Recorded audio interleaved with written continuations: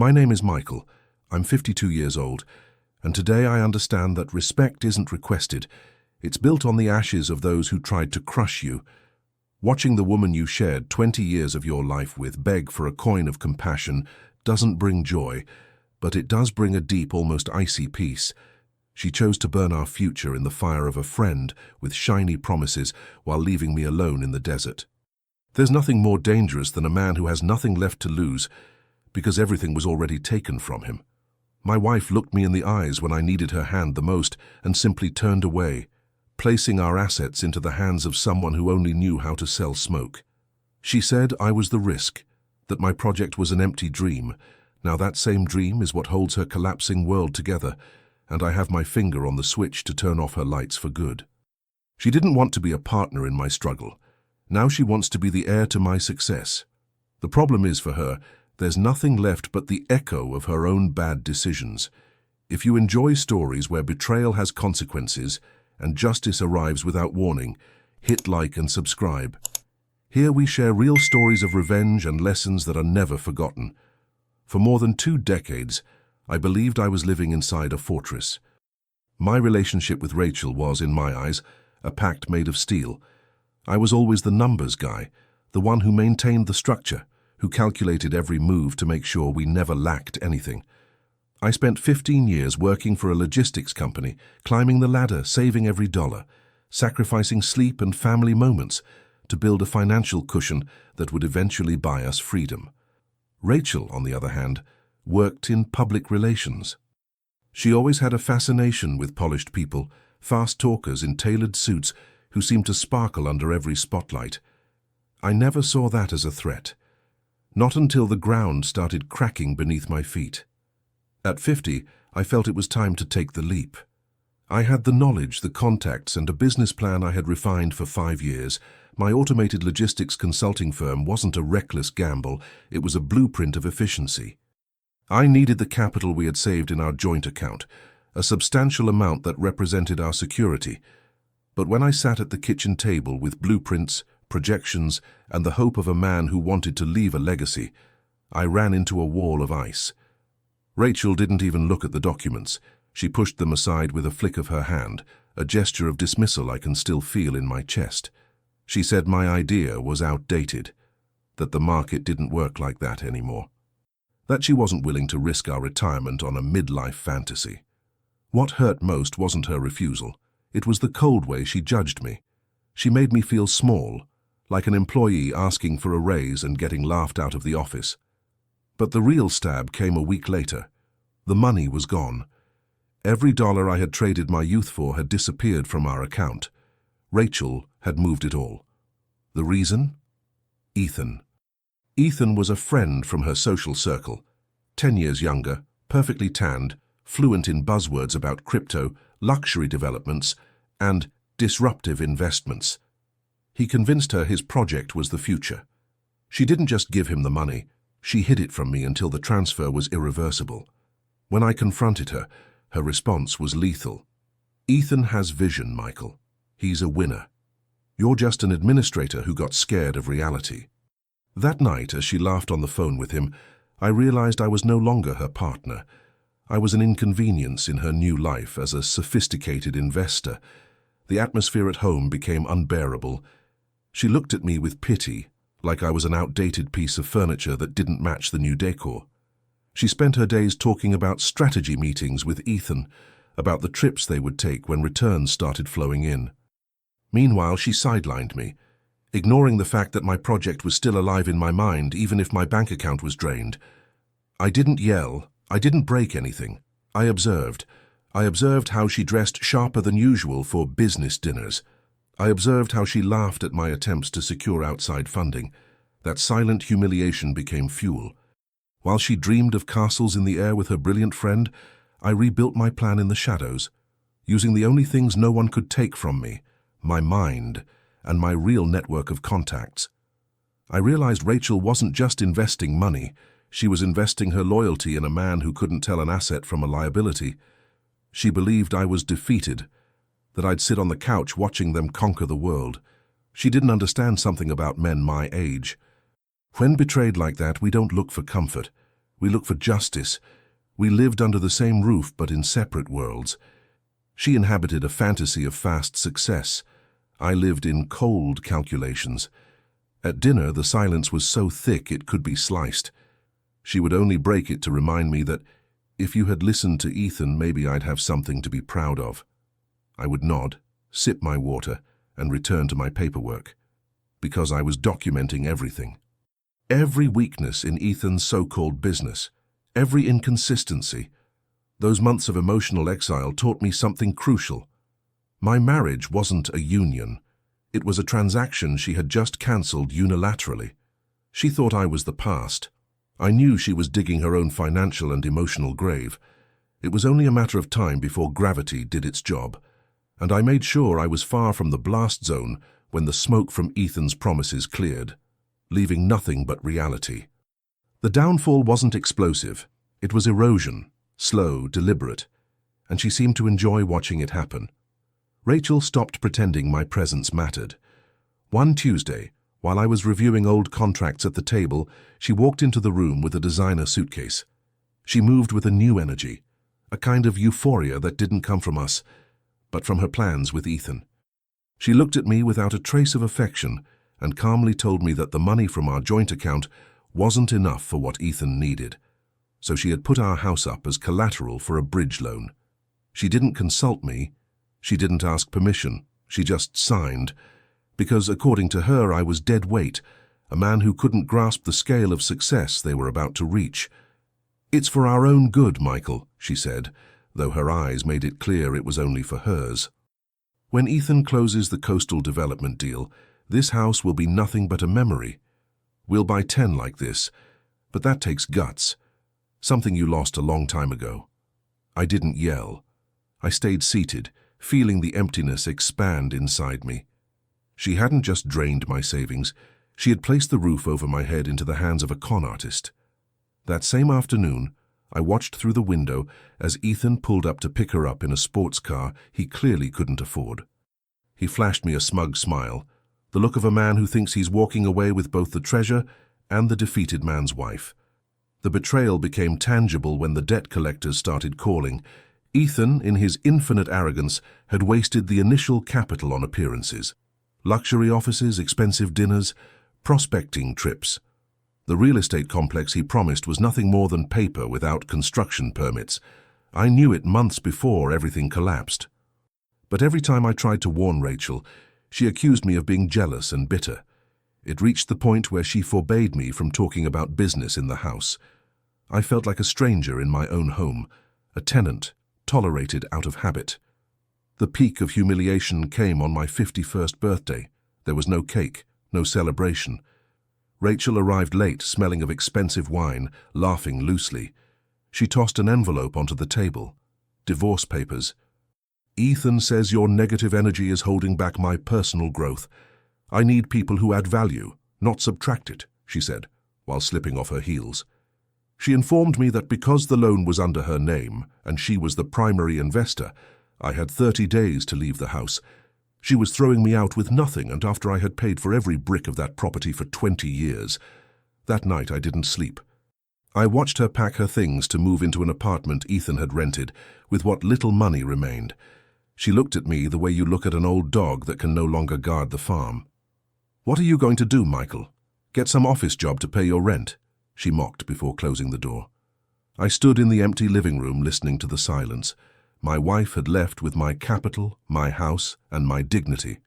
Or so she believed. What she didn't know was that I had already begun moving my own pieces.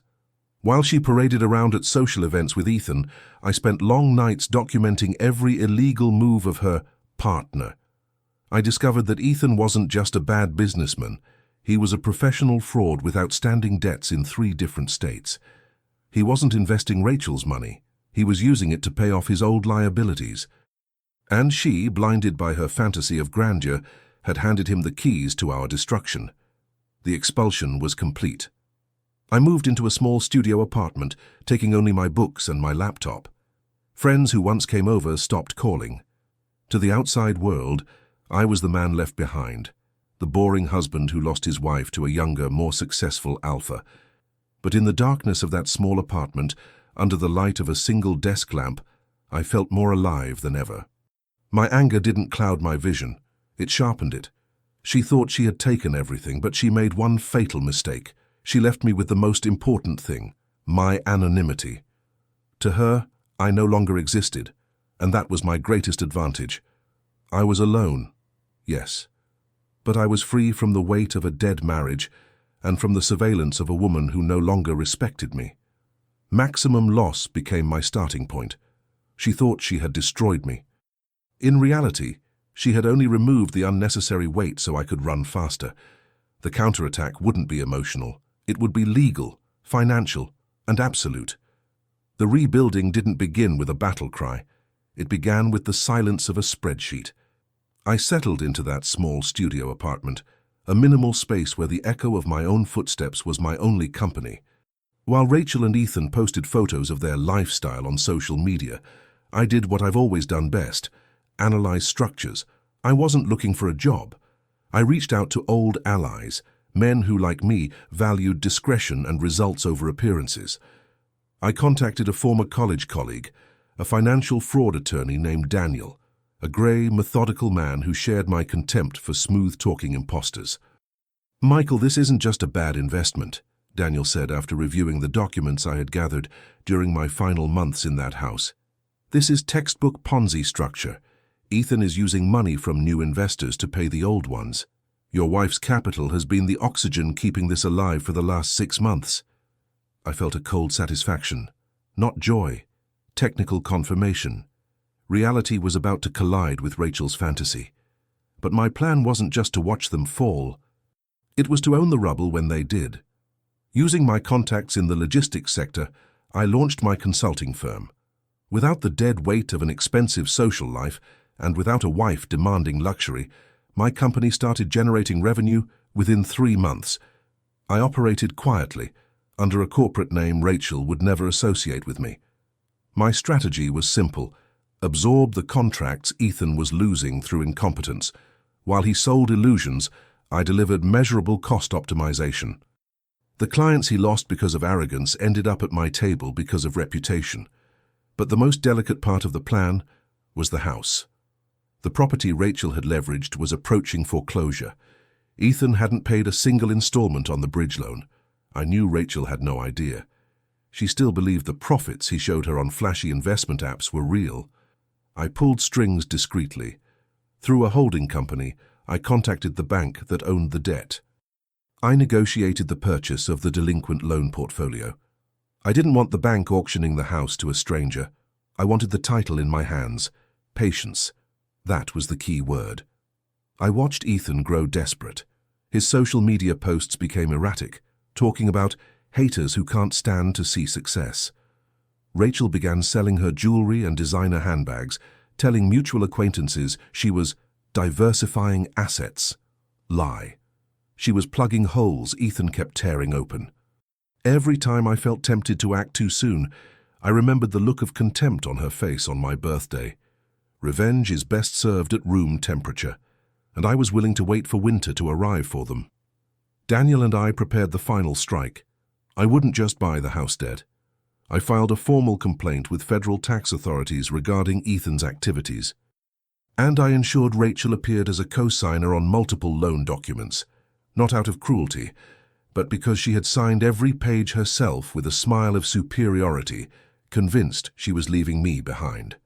The law doesn't care about broken hearts. It cares about signatures and contracts. She had signed her own financial sentence by following a man who promised her the sky while stealing the ground beneath her feet. During those months, I became a ghost. I worked 16-hour days. My body changed. I lost weight. My eyes hardened. I was no longer the compliant husband. I was an architect of outcomes. Every night before sleeping in that narrow bed, I reviewed the timeline. Mortgage execution, fraud complaint, public launch of my logistics platform, all synchronized to happen within the same week. I was engineering a perfect storm. One day, Rachel texted me, "How's your little office going? Hope you've learned that in this world you have to move fast." I didn't respond. There was no need. She still thought she was standing on top of a mountain. She didn't realize the mountain was made of sand, and I had just turned on the pressure hose at the base. The preparation phase was over. The structure of lies they built was ready to collapse, and I had a front row seat, purchased with sweat and patience. The collapse began on a Tuesday morning, the exact day the mortgage deadline expired, the one I now controlled. I showed up at our former house not as a wounded ex-husband, but as the legal owner of the property and representative of the firm that had absorbed their debt. I brought Daniel with me, along with a court enforcement officer. There was no need to break in. Rachel opened the door. For a split second, I saw confusion on her face, the look of someone who thinks the past has returned to beg for forgiveness. But my face carried no nostalgia. It was granite. Ethan was in the living room, wrapped in a silk robe, speaking on the phone with urgency he could no longer hide. When he saw me, he tried to straighten up, to reclaim his alpha posture. His voice cracked. "Michael, what are you doing here? This is private property," he snapped, arrogance already crumbling. I didn't answer him. I handed the folder to the officer. Daniel spoke instead, in that monotone voice that kills slowly. "Mr. Ethan, Ms. Rachel, we are here to execute immediate eviction. This property has been legally acquired by the corporation my client represents. You have 2 hours to remove your personal belongings." The silence that followed was the sweetest sound I had ever heard. Rachel went pale. Her hands trembled as she flipped through the documents. "This has to be a mistake. Ethan said the payment went through. He said the coastal project was already generating returns," she stammered, desperately searching his face. Ethan, the visionary, the winner, couldn't even meet her eyes. He started mumbling about banking delays and conspiracies. That's when I delivered the first blade. "The coastal project doesn't exist, Rachel. The only thing that exists is the fraud you both committed, and the money you threw away chasing a man who was already bankrupt." While they screamed at each other in the living room I had furnished years ago, 2 units from the Financial Crimes Division arrived outside. The complaint we filed weeks earlier had run its course. Ethan was handcuffed right there in front of her. Rachel screamed that it was a misunderstanding, that she was just an investor. The officers were clear. She was listed as an active partner in multiple shell companies. Watching her composure shatter, watching her mascara streak down her face as she realized her winner had used her as legal insulation, was the completion of my justice. Rachel rushed toward me, trying to grab my arm with a familiarity she no longer owned. "Michael, please help me. You know I didn't understand what he was doing. He deceived me. Please, we're family," she begged. I stepped back, cold enough to freeze her. I looked straight into her eyes and reminded her of her own words. "Remember what you told me on my birthday? That you needed people who add value, not subtract it. Well, now you're the liability, Rachel.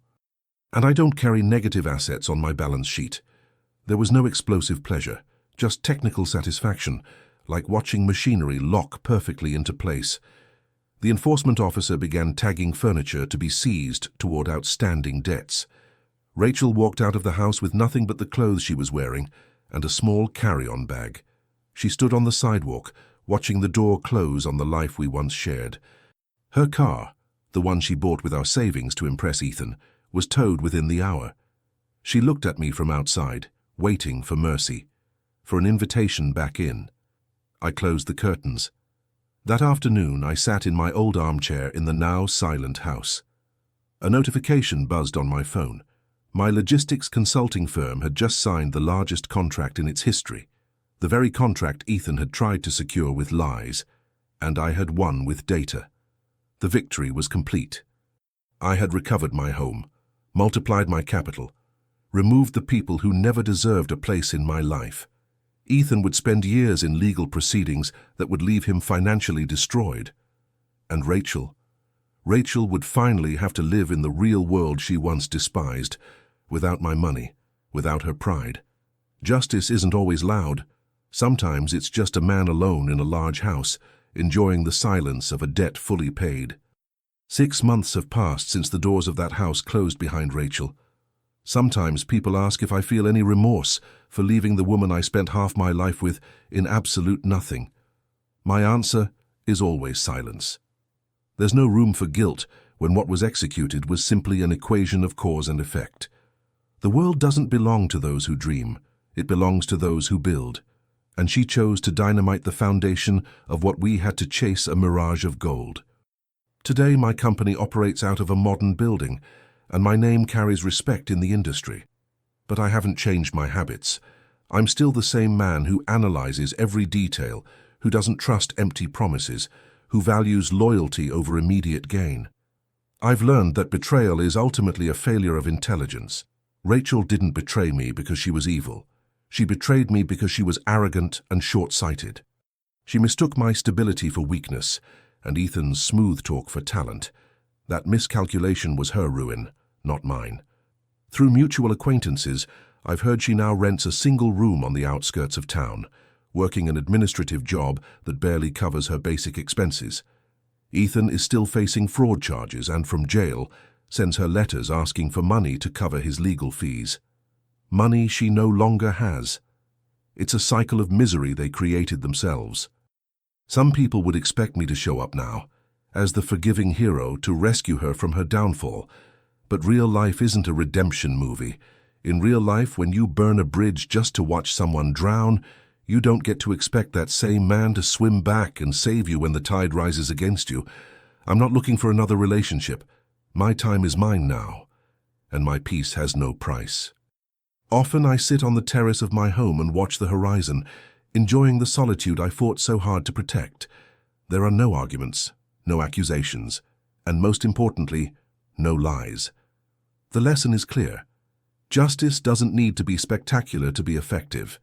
Sometimes it's enough to let people walk the path they chose until they reach the edge of the cliff. Sometimes the best revenge isn't revenge at all. It's watching life collect its debts. If this story felt as intense to you as it was for me to live it, leave a like and tell me in the comments what you would have done. And if you're not subscribed yet, turn on notifications so you don't miss the next story.